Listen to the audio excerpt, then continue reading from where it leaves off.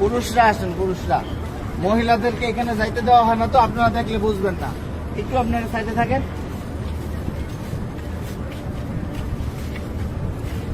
আমরা ভিতরে যাব হচ্ছে এইভাবে। আমাদের বাম দিকে থাকবে রওজা। রওজা থাকবে কি বাম দিকে। ভিতরে কথা বলার কোনো সুযোগ নাই, বেশি সময় দাঁড়ায় থাকারও সুযোগ নাই। প্রথম দুইটা ছিদ্র থাকবে, যে দুইটা ছিদ্রের ভিতরে কোনো কিছু নাই।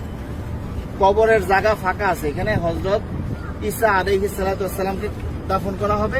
ওই পাশে হচ্ছে হযরত ইমাম মাহদিকে দাফন করা হবে। তো এই যে প্রথম দুইটা ছিদ্র ফাঁকা, এখানে অনেকে দেখবেন সালাম দিতেছে, ভিড় লেগে আছে। এখানে সালাম দিব না, আমরা সালাম দিব হচ্ছে এইখানে।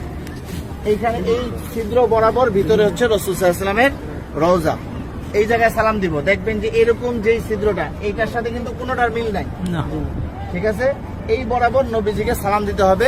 রাসূল সাল্লাল্লাহু আলাইহি ওয়াসাল্লাম এখানে জীবন্ত অবস্থায় শুয়ে আছেন, ডান কাত হইয়া। নবীজির মাথা এদিকে, পা হচ্ছে এদিকে, ঠিক আছে? রাসূল শুয়ে আছেন, উম্মতের সালাম গ্রহণ করতেছেন। হ্যাঁ, সরাসরি সালাম গ্রহণ করতেছেন।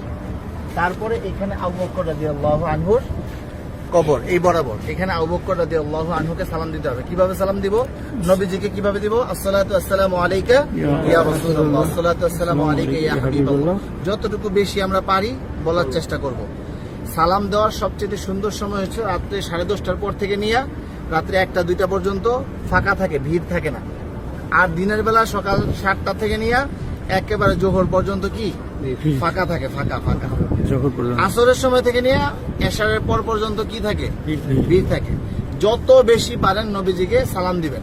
যদি সালাম কবুল হয়ে যায়, আল্লাহ নবী বলতেছেন যে আমার রোজায় যে সালাম দিল তার উপরে, আমার উপরে ওয়াজিব হয়ে যায় তার জন্য হাসরের ময়দানে সুপারিশ করা।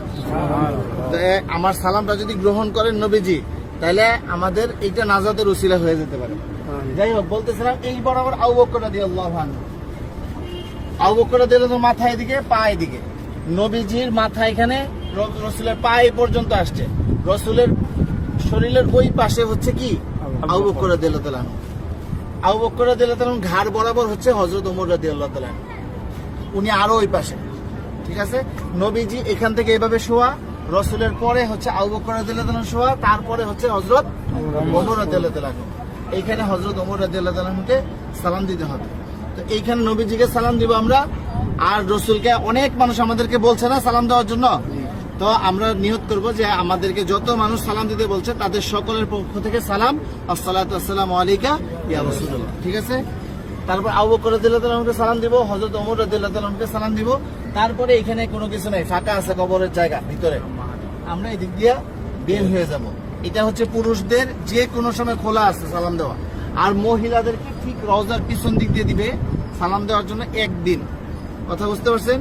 একদিন সুযোগ আসবে রিয়াজুল জান্নাহ নামাজ পড়ার জন্য, এবং সালাম দিবেন রওজার পিছন দিক থেকে।